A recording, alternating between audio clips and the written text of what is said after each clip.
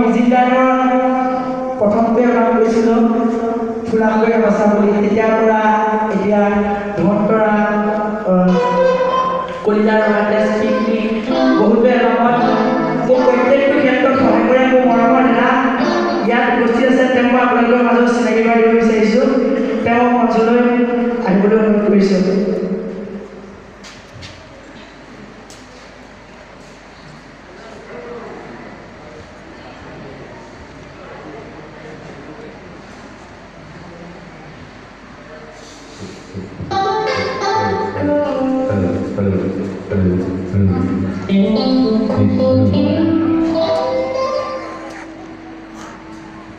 এয়া মোৰ দাদা মৰমৰ নাইছিলা সকলোৱে চকৰি মাৰিলে ভাল লাগিব সৰুৰে পৰা স্কুলত পঢ়ি থকাৰ পৰাই মিউজিক জগতখনত চবতকৈ গুৰুত্ব দিয়ে দেউতা মা চব তেওঁ কৰি ভগৱান তেওঁ কাৰণে আজি বা আপোনালোকৰ মঞ্চত গীত পৰিৱেশন কৰিছে আকৌ এবাৰ জোৰছে হাত কৰিলে ভাল লাগিব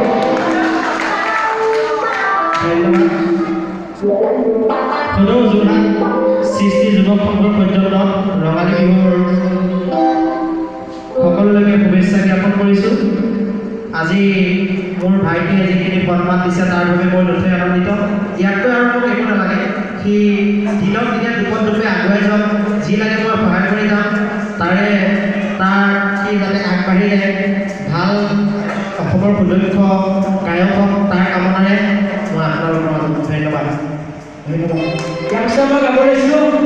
আমাৰ মৰমৰ নেতা পাছলৈ গৈছিলোঁ কিন্তু তাৰপাছত মোৰ আৰু এজন নেতা আচৰিত আছে তেওঁ যিহেতু প্ৰত্যেকটো ধৰণৰ গান লিখে সীমান্ত দাস তেওঁ সেই গীত পৰিৱেশন কৰিব বা কৈ আপোনাৰ কণ্ঠতে যাব লাগিব সেইকাৰণে আমাৰ গীত গাই আপোনালোকৰ মাজৰ পৰা গাব লাগিব